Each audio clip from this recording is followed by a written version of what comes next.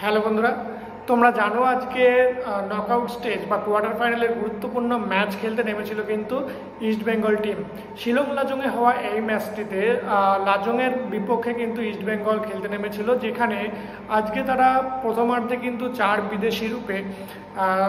হিজাজি মাহির, Saul Crespo, Madih Talal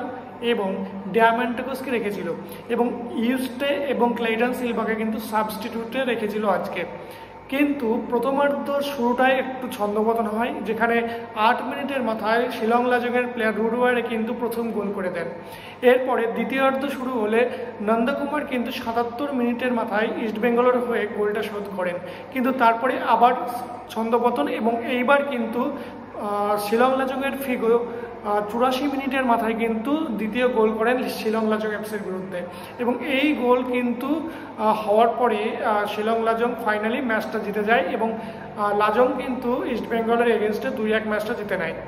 এবং এই ম্যাচে হারের ফলে কিন্তু ডুরান্ড থেকে ছিটকে গেল ইস্ট বেঙ্গল টিম।